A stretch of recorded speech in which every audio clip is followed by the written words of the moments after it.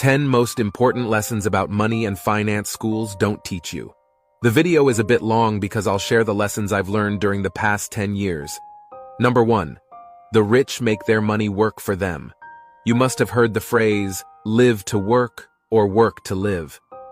If you work for money, your mind will start thinking like an employee. If you start thinking differently like a rich person, you will see things differently. It's not how much money you make that matters, it's how much money you keep.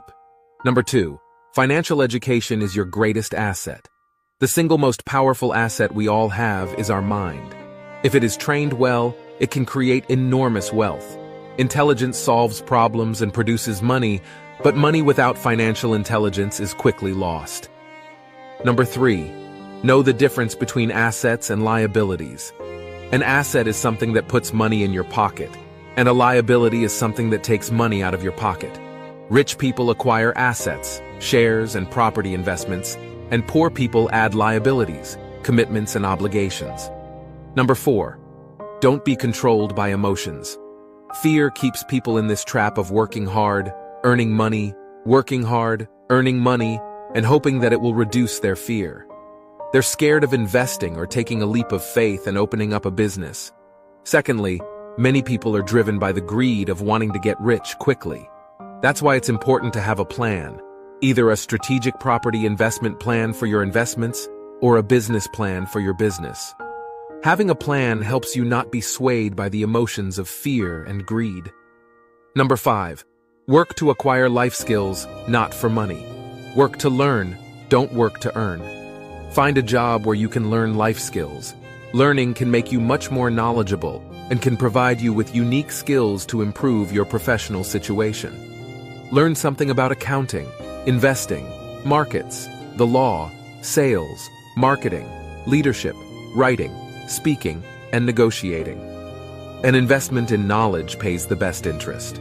Number 6, failure inspires winners and defeats losers. Every rich person has lost money at some point, but many poor people have never lost a cent.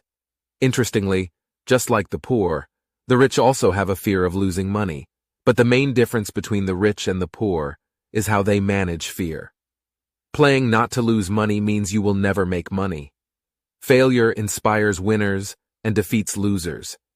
When something does not work out the way you planned, let it inspire you to try a different approach. Learn and move on. Number 7, learn to manage risk.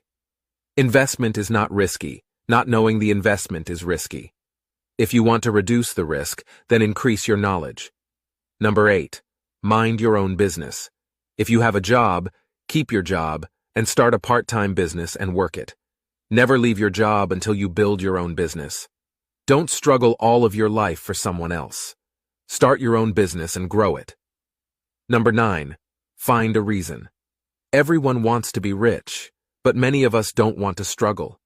Why do you want to earn more passive income? For many people, it's because they don't want to work all their life. They want to have control over how they spend their time. Others want to support their children financially, yet others want to give to the community or charity. Write down your why, because it will keep you motivated. If you don't have a reason, then it is difficult to stay on the path to wealth.